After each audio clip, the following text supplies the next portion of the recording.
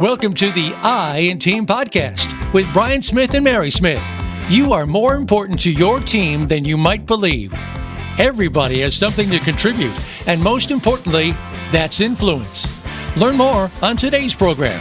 Now, here is Brian Smith and Mary Smith. Good afternoon, everybody. Brian Smith here with the I in Team podcast, and I'm coming to you today from my conference room. You've seen it before, and it's going to be an interesting week this week with a MidWeek Holiday, which is the title or the purpose of this podcast this time. It's Mary's birthday. Today is Mary's birthday. She's taken the day off. I think she went to the city, enjoy it with her brother and with Spencer. So in some of this show, you're going to notice some cutouts. I actually spent the weekend on my jet ski and did some recording and was just watching the interaction of people out on the river. Unfortunately, this week, I think the weather is going to get in the way of what I thought was going to be a distraction and why I thought this was a good topic for this episode. Hey everybody, it's Saturday afternoon. It's about 1:20 and I'm out on the river now, and there's quite a few people out here in the space between the river and the locks. So anyhow, this is what people do on holiday weekends. The question is this is what people do on the weekends that or the holidays that fall in between Tuesday, Wednesday, Thursday holidays. MidWeek holidays. MidWeek holidays are very difficult on businesses, and I'm not sure all the time if people really understand why they're so difficult. We know, the on-the-cuff issues are that it's a holiday, it falls on a Tuesday, Wednesday, Thursday this week, and, I want Friday off. I want a 4-day weekend. If it was a Wednesday, I want a 5-day weekend. But leading up to these midweek holidays, we also have issues that come up. We're distracted by what's coming. We're distracted by the fact that it is a midweek holiday. We give excuses. People aren't going to react to us, or maybe they will, or maybe they won't, or maybe we don't know. So should we start a new initiative? Should we finish an initiative? Should we set this week as a deadline? I can't work the rest of my days. I can't meet my objectives. These are all the things that happen and a general issue that happens during midweek holidays. The one thing I do know, there's a crash in productivity and a loss to the business. A loss in revenue, a loss in momentum. There can be some springboards at the end. I will agree that can happen as people come back refreshed. But do we really gain back the loss of productivity when we come back from these longer holidays? How do we prepare to minimize the emotional, psychological, and cultural impact while preserving the integrity and viability of the company? These are questions as leaders we have to ask ourselves. What influence are we going to have on our employees, on our customers, on our vendors? What influence are we going to have on the future, on our strategic plan and our goals that we set for the summer or for just this one quarter or for the whole year? Do these type of holidays have a negative impact, a negative influence on our ability to reach these goals? One of the things that I think about in midweek holidays as the owner and leader of teams is productivity and the effect that midweek holidays have on productivity. I did a bunch of research trying to find if anybody's ever done a study on specifically midweek holidays, and I came up kind of short. I'm not going to do one. I'm actually hoping that you all will come in and share some of your thoughts about midweek holidays and how they affect productivity. So, one of the things that I noticed is extended vacations and just taking time off. All of a sudden people are sick at the last minute, and it's not limited to any particular industry. I think that midweek holidays can be abused by all industries. and that it's something that business owners need to really think about and plan for ahead of time. Being ready for a midweek holiday and what it might do to your productivity, if you plan ahead, can probably short circuit the losses, short circuit some of the problems that come up, missed deadlines, overtime, lack of people being in the office, work not getting done, providing horrible customer experience for customers that are forgotten about. Funny enough, the customers have this expectation, and I would argue that most of those customers, well, not most, that's probably a stretch, but a lot of those customers probably did the same thing. If you were to look at the ripple of it, they too are doing the exact same thing that your employees or yourself maybe are doing. All midweek holidays have the capability to disrupt business operations beyond just that single day. For example, we don't celebrate certain religious holidays. Not all people do that. Not all people in our country right now, which is a big topic, may even celebrate July 4th. They might not even want it off. People from Mexico, for instance, may not care that we have July 4th. People from other countries in Europe or in Asia, they may not care that it's July 4th, even though they want to integrate. It's just not an important date. It's not part of their habit, right? They haven't been influenced enough to have this 4th of July holiday be something that is ingrained in them, that those of us that grew up here who have been here for a while. So there's that challenge, because if we have those people, they may not understand why they have the day off. Some companies don't always pay those things, why they're going to lose that momentum, why they might lose that day, and what effect might that have on our culture and our company. Also, clients and vendors, same thing. They might be facing the same thing. They may not approach deadlines the same as we do. So we can be influenced by how our customers or how our vendors. If our clients have an expectation that, hey, it's July 5th, that's not a holiday anymore, we want you to be here, what are you doing to address that? It's these weeks when culture really can come into play.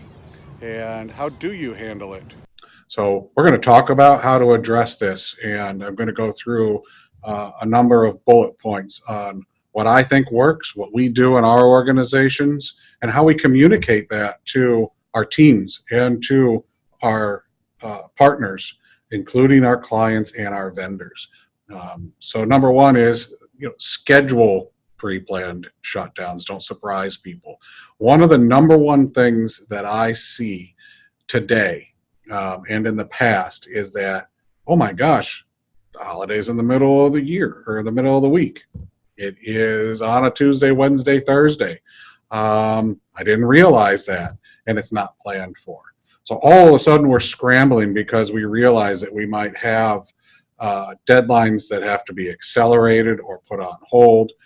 We might have vendors who can't meet our obligation. They just haven't communicated to us because they don't have that communication in place yet.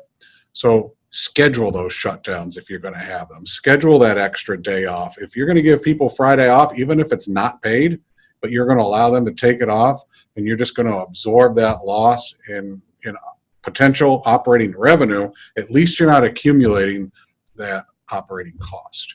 So schedule that. A little bit of sacrifice and a little bit of effort on some of our parts can help others to enjoy that time. And it goes back and forth. If we see a dramatic drop in revenue, if you've seen it in the past, or maybe you just don't know, do some research. Go back and look at some of the trends in past holidays that fell in this time and see what the impact might have been.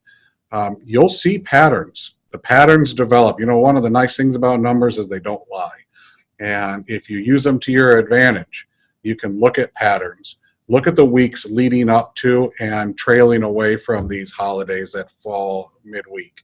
And look if there's a pattern. See if there's a pattern in absenteeism. See if there's a pattern in loss of revenue. See if there's a pattern in loss of productivity.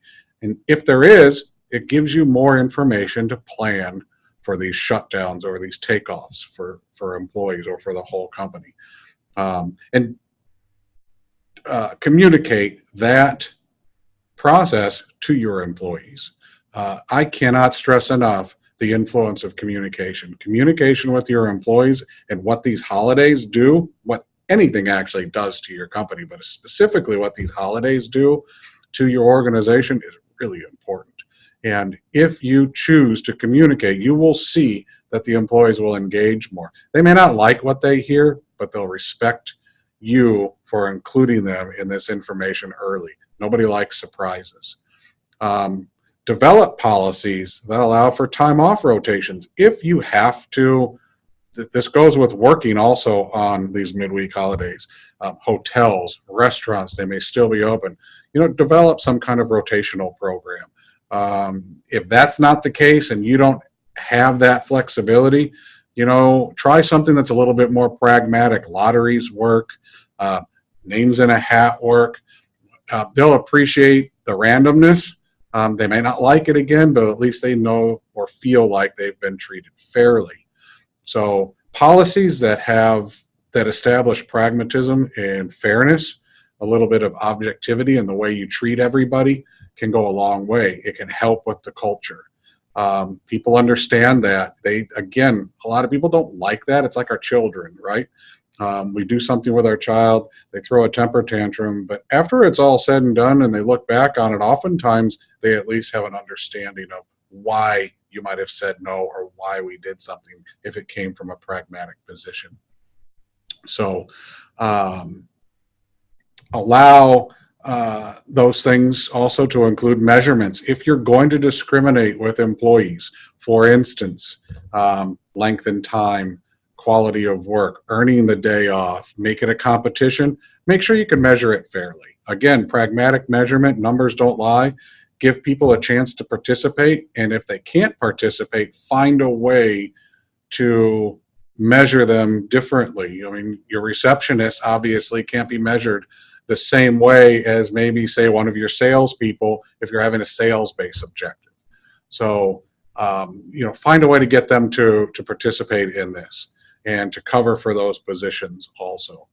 One of the other things you can do if you want to get completely away from giving people time off or from making it pragmatic is schedule whole company events that get you things done during the day on a Friday. Let's say it's this Friday, July 5th.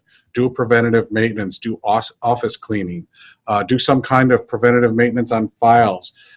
Pick a project that might be sales-based or sales support-based that gets everybody involved together. Bring everybody in, have a barbecue, but some kind of preventative maintenance, inventory counts, operational support functions, employee relation issues, file purges.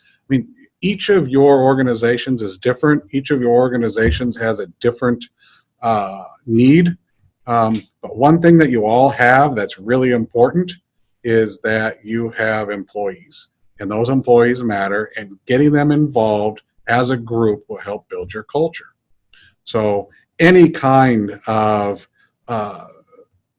global or organizational project that you can do together on these days can be very helpful. One of the things you can do also is commingle team building exercises that are different than what I just talked about. Maybe come in and talk about sales goals, talk about strategic planning. Use the downtime. If you're in an industry where your customers or your vendors aren't supporting you, so you have to make a choice with maybe your customers, but you still want to get some value out of that day instead of just eating the whole day, bring them in for half a day or a whole day. Depending on your organization, have a strategic planning session, have a safety development program in place. But commingle some work and some team building exercises, commingle some organizational development exercises into that day to help you to have a better use of that time and not feel like it's a complete loss. Make it an intangible instead of a tangible return on investment for people's time.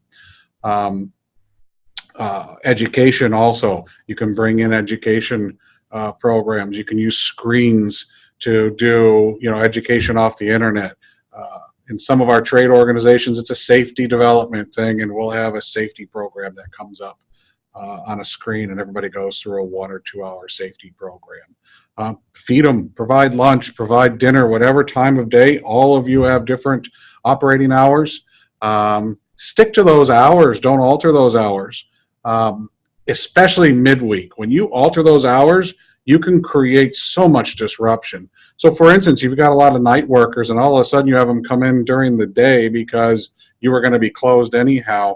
You throw everybody's schedule off. And especially midweek, you can really upset a schedule because they're going to go back to their different schedules already. Those people might already be working on the weekend. So having a Friday off and a Thursday and a Friday off, and then going back to work in an odd week or anything like that, it throws their cycles off. And anything you do that's inconsistent can be a negative in your organization. It can cause problems in your organization. So try to build consistency into any kind of preventative or maintenance or team building program that you might do. Be honest with your teams while you're going through this exercise. And by be honest, I mean share with them the cost of shutting the company down. Share with them the cost of these holidays. Share with them the cost of the losses in revenues that might happen. Or if your vendors are doing that, share with them the impact that the decisions your supply chain is making. Being honest with your partners, being honest with your employees isn't giving too much information. It's helping to bring a more cohesive team together. And trust me, everybody who's involved or influences your organization is part of your team. And like we teach in Find the I in Team, the I in Team is the influence, and all of us has influence in the team environment, from the vendor to us to our customers. So also understand the ripple effect. What one person does affects others. When we have employees who decide to take a 4-day weekend, there is an influence on other employees. When a certain employee takes this time off, it could leave gaps in our ability to do the things we're doing. This is why pre-planning and communication is so important. If you can get your employees used to the fact that communication is good and communication is necessary, then you won't have surprises and you won't have unexpected gaps, which have the ripple effect.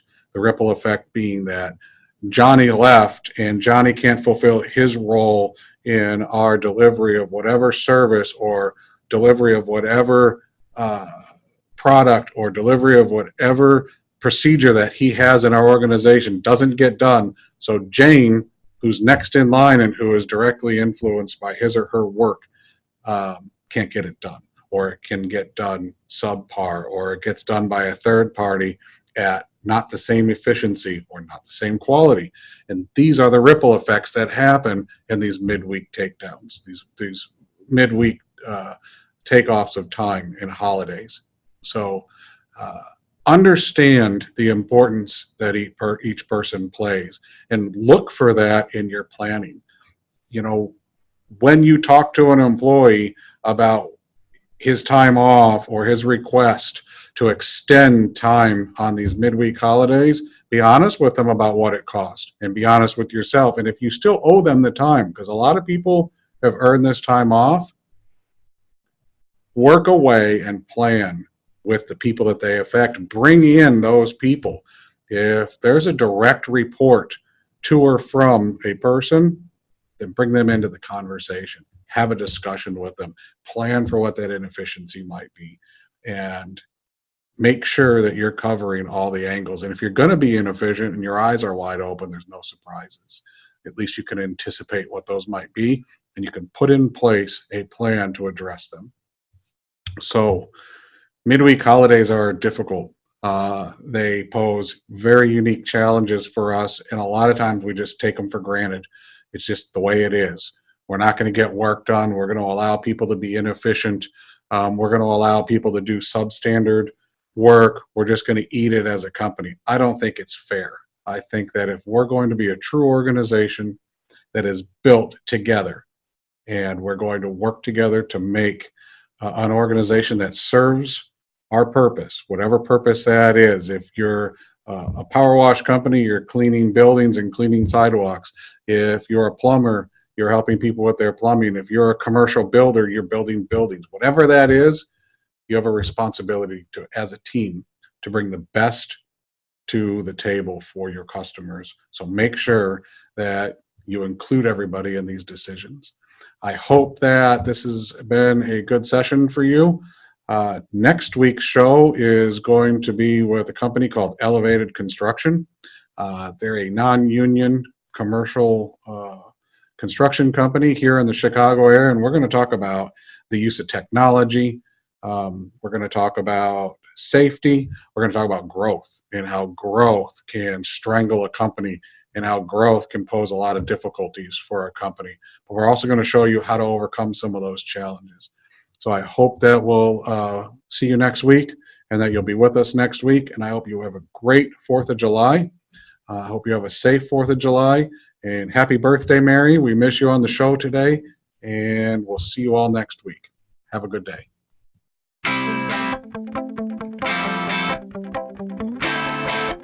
Thank you for listening to the I in Team podcast. We hope we've positively influenced you and you've picked something up from the show that you can use in building and influencing other individuals or your team. Please join us soon for another program on the Voice America Business Channel.